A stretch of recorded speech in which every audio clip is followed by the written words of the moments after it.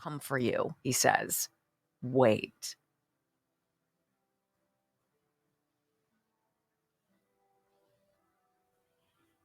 I'm already heated.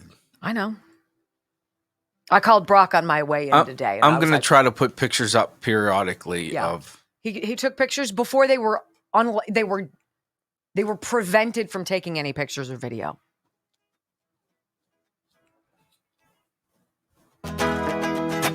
All right, welcome back, everybody. Let's get back out to Lahaina. I want to talk to our friend. We're calling him Phil because we can't tell you his real name. Tell us why you can't be honest with who you are, even just talking to me or being on social media. Why is that? Well, it actually is a huge problem here in Hawaii. A lot of people kind of experience it a little too late, but once you've been out here for a while, you kind of understand some of the reasons why. I don't ever post my face. My social media, you won't see my real face. You'll never see me post a picture of myself. You might see me post a picture of my dogs, but even that is pushing it.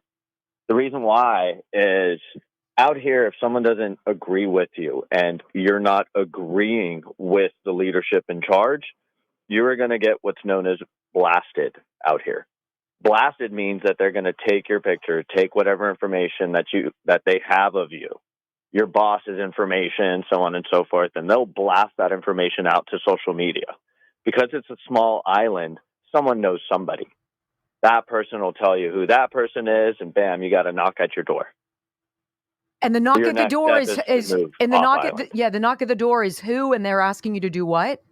It could be anybody. The knock at the door could be someone like coming over to fight you, or it could be, someone trying to get you fired from your job by calling your boss. It could literally destroy your life. And it has to a couple people. There was a gentleman who raised $1 million and he was going to donate it to all the people of Maui that were actually affected. Unfortunately, he was going around with his face, doing YouTube videos and everything. And of course, right now, it wasn't the time and the place to do YouTube videos, but he had to try to raise the money. He was doing, a good deed with his heart. Raised over $1 million. And unfortunately, somebody on another portion of the island was bad-mouthing him, under the disguise of another, account that doesn't show their face or anything like that. So that went viral across the islands to watch out for this guy. He's a real estate agent. He's trying to, buy out all the properties and everything. And that was not the case. Oh my God. A lot of people, if you're not on the same narrative as the leadership is, you are going to deal with that. I've dealt with it. I started a Give, Send, Go, and I've dealt with it every single day. How are you getting how are you getting food to one another? So it's not FEMA coming in. Is FEMA helping out? Are they distributing food? Are there places you guys can go to get supplies that you need and resources? How often are you being contacted? FEMA is actually enjoying their vacation at the 5-star resorts with sunset views and all of that. They're not helping anybody north of the fires. The only people that are really kind of being helped, or actually I should say that were helped, were at the beginning stages. Now we just see FEMA employees sitting around, not doing anything, waiting to get off of work. Meanwhile, at the end of the day, someone comes, picks them up, they take them to the resorts, and there are a ton of resorts hosting either fire survivors, FEMA, and now a lot of the homeless population that have not even been affected by the fires. So they're moving homeless people into the 5-star resorts? Yes, ma'am. Red Cross does not discriminate, is their excuse for that. We have homeless people in the resorts right now that are defecating in people's units. We have homeless people that are screaming and yelling in hallways. We had a homeless person the first week they were starting to do this OD'd in the street. A lot of the fire survivors right now in the hotels, some of them have lost their families. Some of them have lost their entire lives. And what FEMA and the Red Cross kind of constantly keeps doing to them is, okay, you spent a week at this hotel, let's move you into another hotel. Oh, we have housing for you on the other side of the island or in another island. Oh, we can't find you housing here because a lot of these vacation rentals are trying to charge like $6,000 to $10,000 a month. it's one thing after the next for the fire survivors, and ultimately all we're trying to do is just get them into a house, get them to stay here on the island. But with FEMA, disaster aid, and the state, it kind of combined to help the fire survivors out for 18 months. Now, you and I will look at that and go, oh my God, that's wonderful. Yes, let's give them 18 months. But this is 18 months off island. Can you go and live somewhere else for a year and a half and then come back to your property, even if you get an opportunity to help build it the way you want it, will you be able to come back?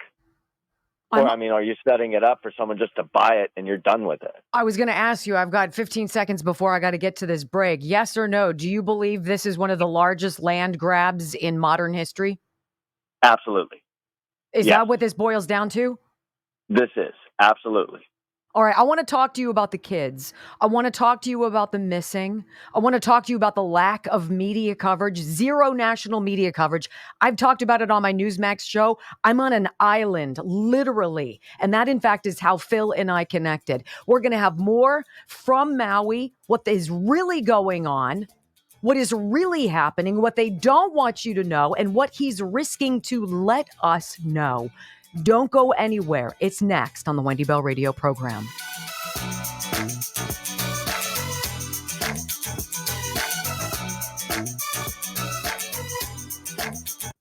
How's this any different from us stealing land from the Native Americans? Right? Let's just steal the land from these natives. Generational land ownership. Well, how do you get people to move off? If you're in Silicon Valley and you're rich, you can just go north, near the San Francisco area to the open fields, and you can buy farmers' land for 5 times the real price and develop your own weird smart city, which is what's happening, which is what's going on. This crap is happening. It's for real. They want us to talk about, transgender stuff and that we're all racist. That's and not abortion. That's not the story, folks. Wait until you hear what he has to say about the missing. The ever-changing number of missing. Remember when it was 1,000? We're missing 1,000. Then it's like, well, no, we're really only missing about 55, 60 people. Now it's reported that there's only been one child's death. Does Phil really think that's the case? No, and he knows it's not, and he's going to drop that truth on you here in just a minute.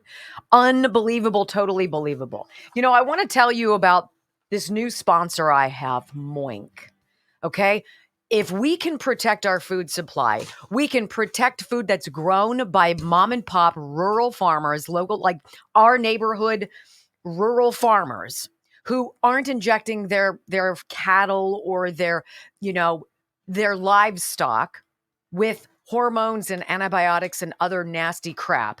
If we can buy from those people and support their businesses and feed our families the finest quality chicken, beef.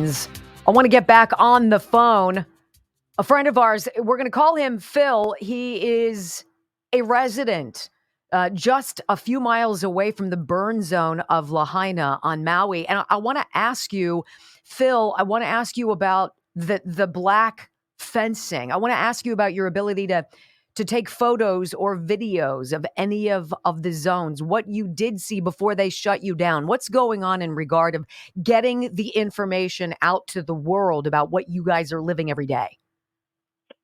Well, literally the second day on, we didn't have that fencing after the fires happened. When they opened the roads up finally for us, we could drive through. We just weren't able to take certain streets down, but we could see everything that was happening.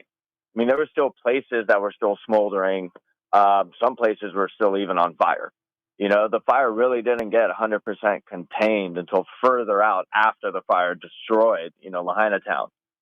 When the black fencing started going up, it was primarily for the reason of visitors not being able to pull over and take pictures of the fire zone. But ultimately for us, it's none of us were pulling over to take pictures of the fire zone.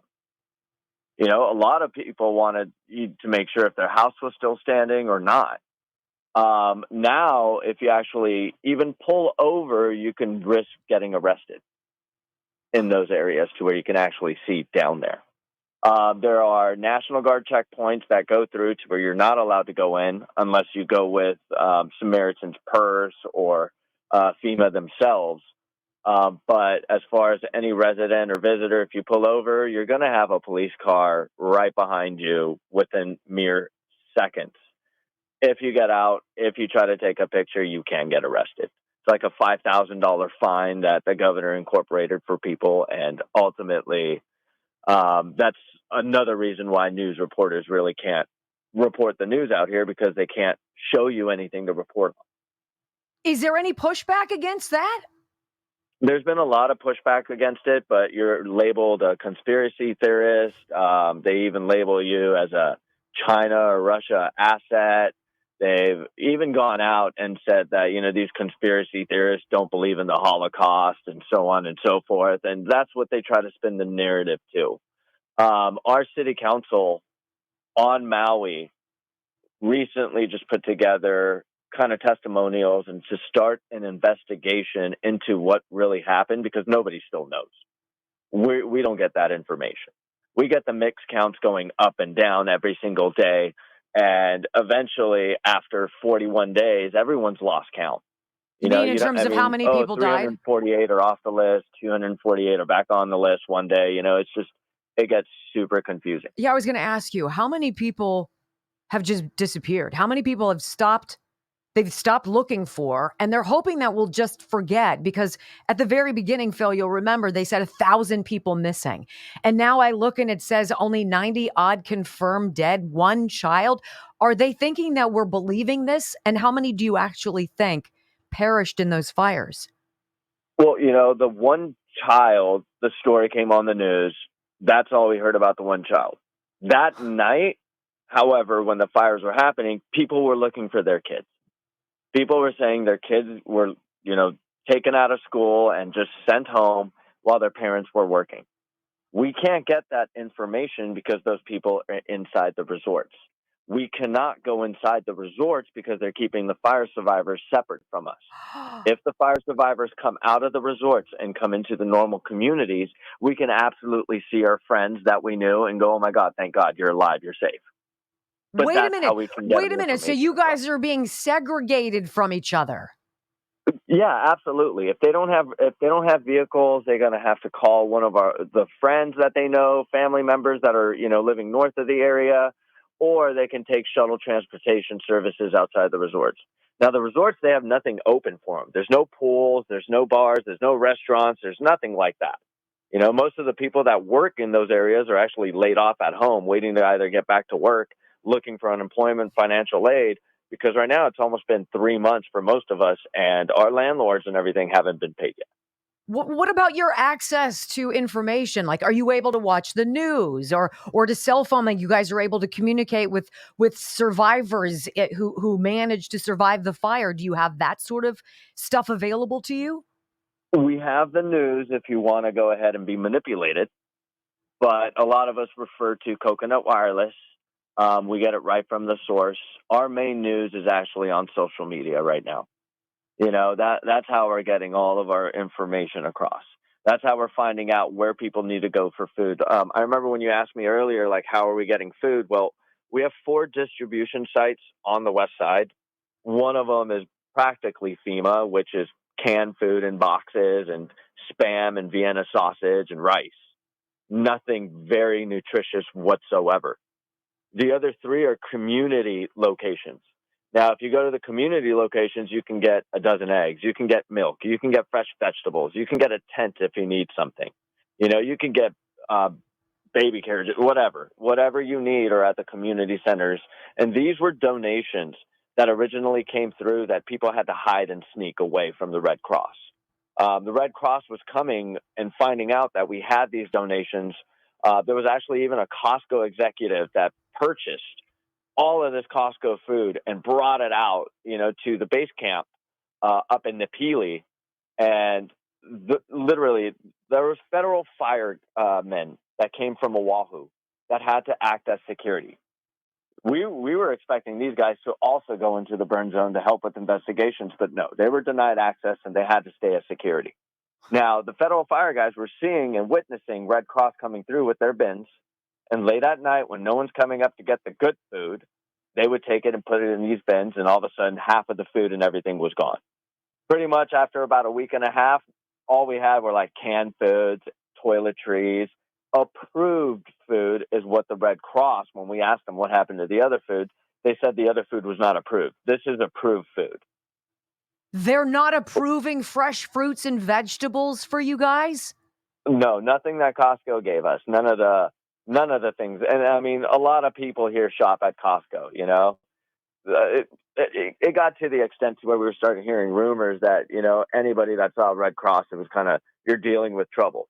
We had kids that were doing peanut butter and jelly sandwiches for people. The Red Cross told them they couldn't do it. We had restaurants that literally were not open, and they had to use their food. And for the first few weeks, these restaurants were opening their doors and providing free food to everyone. You know, World Central Kitchen came out, and that's an organization where they gathered all the chefs, started getting all the food donations that were coming through, like the fresh stuff, creating meals for everyone, and passing it around. You could go to FEMA and Red Cross and get canned food. You know, so it's like the community was definitely taking more care of each other than the entities that need to provide that, you know, service for us, that aid. And now they're squeezing you guys as residents, as locals, from even helping each other. I saw Ivanka Trump flew in. You didn't hear about that as she distributed God knows how much of the fresh supplies that you guys need. Oh, we heard about that. We didn't notice America heard about that. Our news didn't display it. Our news isn't even talking about it. Our news ignored it. Our news hyped up Biden, you know, coming out here. But if you actually watch the real footage of what like Hawaii News Now kind of replicated and put music behind it, nobody here likes what Biden did. Nobody here likes Biden at all, honestly, on the West Side. When Biden showed up, he came down, he was laughing and joking. All of the politicians that have not been behind us were laughing and joking with him. And then he went to the ceremony, a serious ceremony, right? We were giving him a chance to be polite. And what does he do? He falls asleep. How many? You know, it's just absolutely disgraceful. You know, it took him, 3 vacations to come out here. It's not right. You know, President Trump actually was the first person to get on camera and actually give us a heartfelt, you know, care, like, hey, we care about you. We love you. We know what you're going through and everything. That's the first thing we really heard from the mainland coming through from any kind of politician.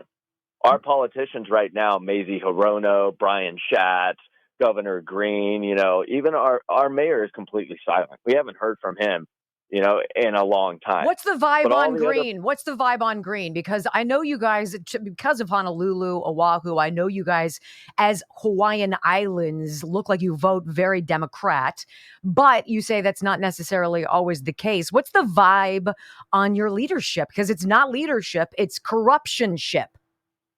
It's exactly it. You can actually research a lot of the corrupt officials going back the past 20 years and see how many corrupt officials that they pop left and right to put in prison. You know, corruption is a thing out here in the political game. There are a lot of politicians that take bribes. There are a lot of, you know, inconsistencies that do happen and everything.